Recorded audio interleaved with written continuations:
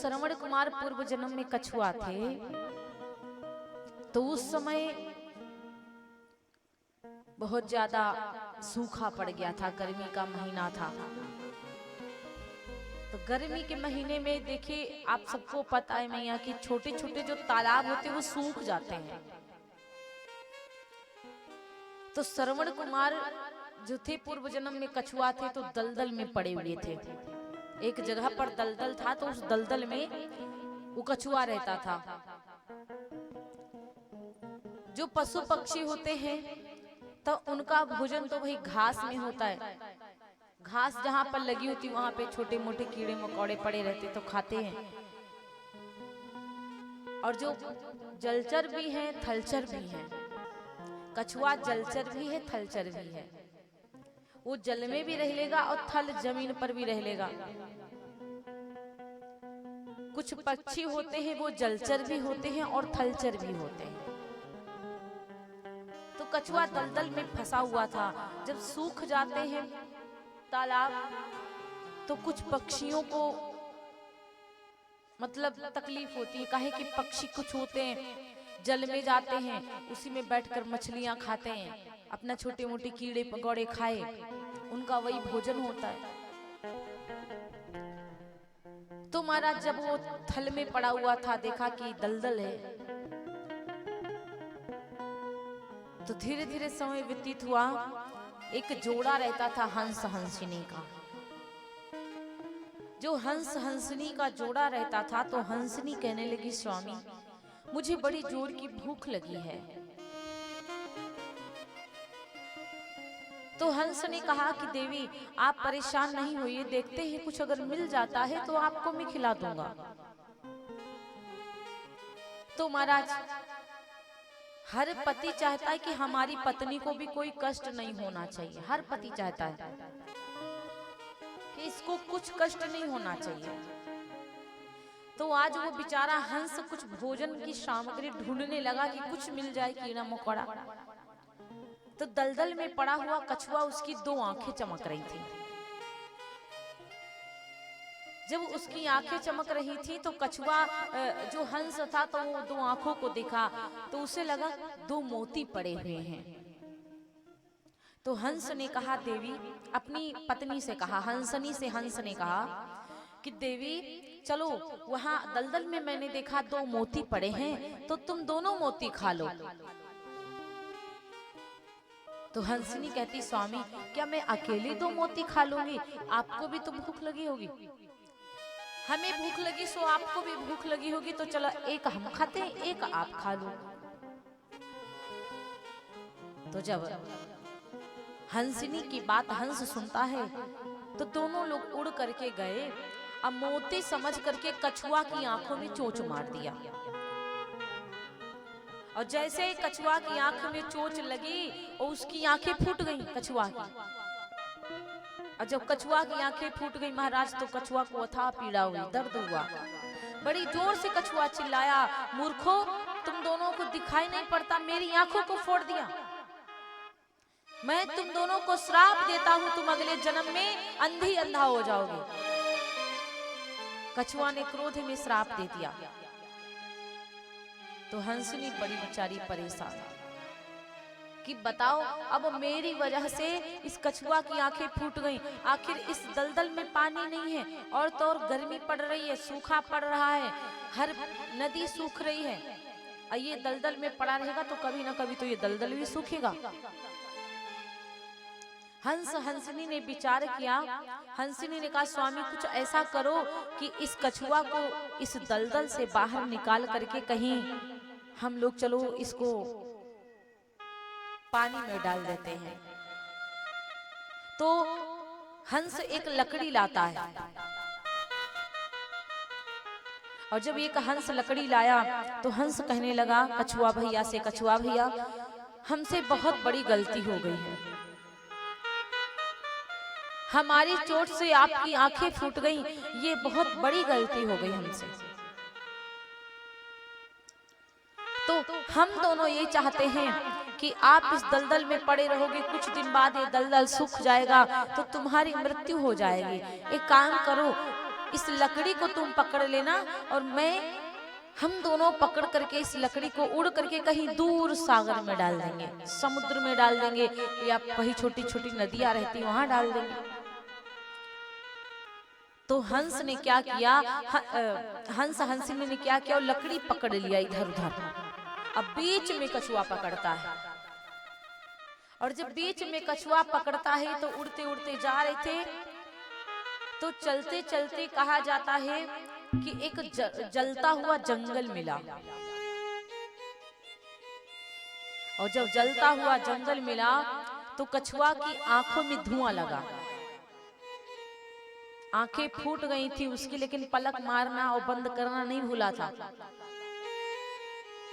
अच्छा, उसको क्या दिखाई पड़ रहा था बेचारे को कि आगे आग लगी, धुआं उठ रहा है। जब वो अंधा हो चुका था, आगे पहुंचा तो इतनी जोर का जंगल जल रहा था, और वो आंखों को मतलब खोल रहा था, बंद कर रहा था, पलके झपका रहा था, उसकी आंखों में जाकर एकदम से धुआं लग गया।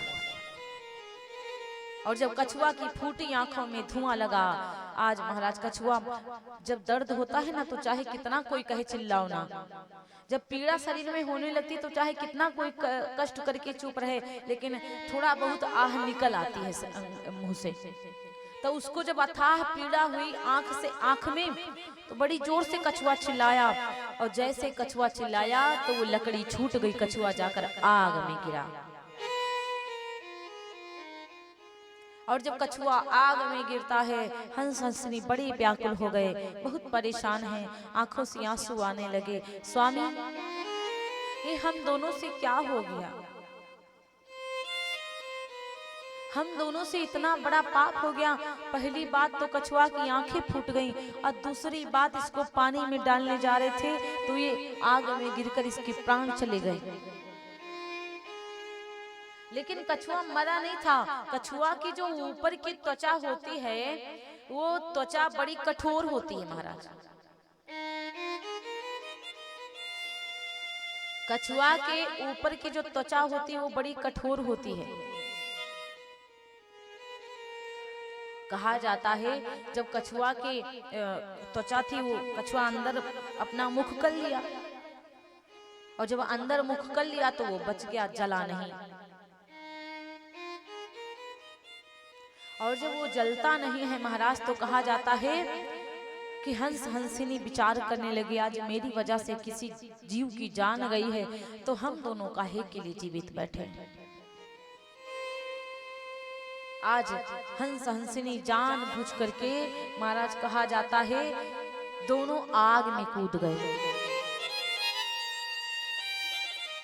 और आग में कूद करके अपने प्राणों को त्याग दिया।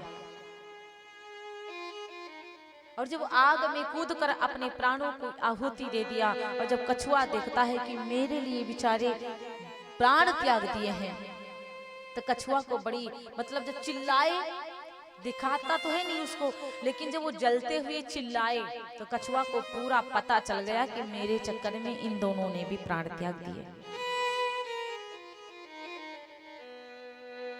आज कछुआ ने वरदान दिया, ए हंस हंसिनी, मैंने तुम दोनों को श्राप दे दिया था कि अगले जन्म में अंधे और अंधा बनोगे, तो तुम्हारी कौन सहायता करेगा। इसलिए मैं वरदान देता हूं कि तुमने पानी के लिए मेरे लिए प्राण त्याग दिया, मुझे पानी में डालने जा रहे थे, और जाओ मैं वरदान देता हूँ तुम अंधे ही अंधा तो बनोगे, लेकिन सहारा बनकर मैं आऊंगा तुम्हारा बेटा श्रवण बनकर, और जैसे तुमने पानी के लिए प्राण त्यागे वैसे ही मैं भी पानी के लिए प्राण त्याग दूंगा।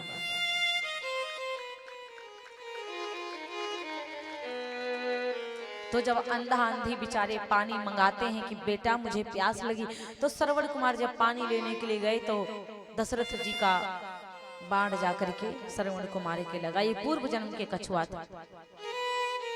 इस प्रकार उन्होंने अपने प्राणों की आहुति दे दिया।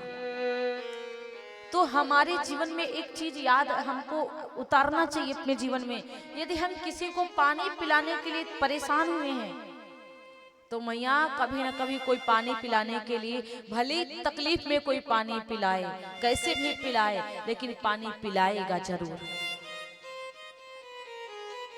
तो इसीलिए प्यासे को पानी पिलाना चाहिए, भूखे को भोजन पावाना चाहिए। मन में ईर्ष्या द्वेष मत लाओ।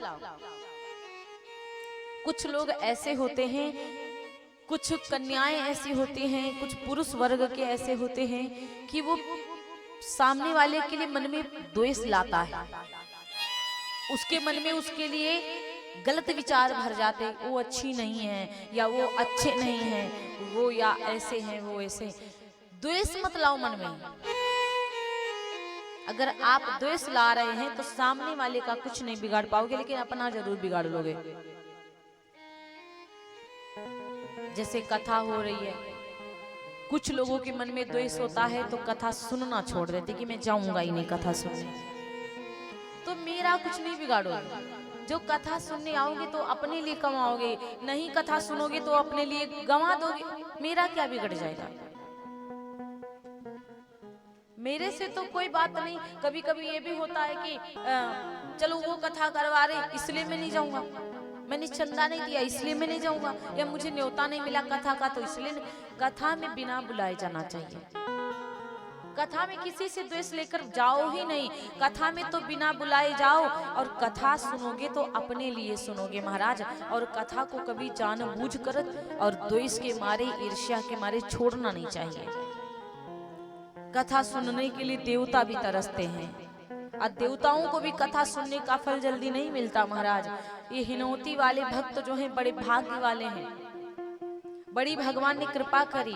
एक बार भागवत जी ने सुनी, भागवत जी की इतनी कृपा हुई कि 11वें महीने में फिर राम कथा सुन रहे हैं। ये भाग्य की बात है। जब हमारे पुण्य उदय होते हैं तब हमें कथा सुनने का मौका मिलता है। जब हमारे कर्म अच्छे होते हैं तब हमें कथा सुनने का मौका मिलता है, और जब हमारे पापों का नाश होने लगता है और हमारे जीवन में उजाला आने वाला होता है तब हमें कथा सुनने का फल मिलता है। प्रेम लाओ, जीवन में प्रेम होता है तो भगवान मिलते हैं। आप लोगों के मन में कितना प्रेम था।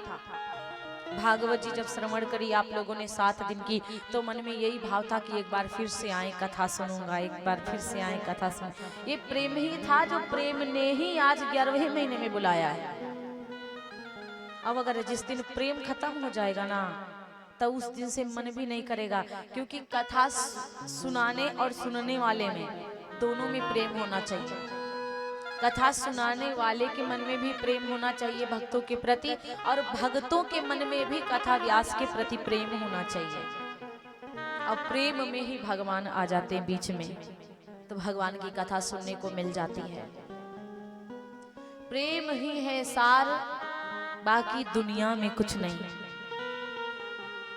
जब आप लोगों के यहाँ से कथा करके मैं गई, तुरंत तो गई थी ना, छत्तीसगढ़ गई थी, तो वहां पर आप लोगों की बड़ी याद आती थी हमें। रास्ते में बहुत खराब लग रहा था, सोच रहे थे कि पता नहीं हिनौती वाले भक्त मिलेंगे कि नहीं मिलेंगे। लेकिन सच कहूँ तो आप लोगों का अद्भुत प्रेम था, बड़ा अच्छा लगा। अब की बार मौका ही नहीं मिला किसी के घर जाने का, मुलाकात करने का, लेकिन 25 तारीख को अगर जो बुलाएंगे तो जरूर आएंगे थोड़ी देर के लिए। तो मैं ये नहीं है कि मैं भूल गई हूँ, कुछ मैया आती थी पिछले साल, मैं उनको ढूंढती रहती हूँ कभी कभी इस पब्लिक में कि वो मैया काहे नहीं आ रही हैं। कुछ मैयन का चेहरा मुझे याद है, देखती हूँ, लेकिन क्या करूँ मैया, भागवत जी में थोड़ा हंसी ठिठोली हो जाती है। वो हास्य रस की कथा है, और राम कथा बहुत बड़ी कथा है, अथाह सागर, इसमें मौका ही नहीं मिलता है थोड़ा सा हंसी मजाक करने का। राम कथा का एक प्रसंग समाप्त होता दूसरे में चालू करती हूँ, वरना अगर थोड़ा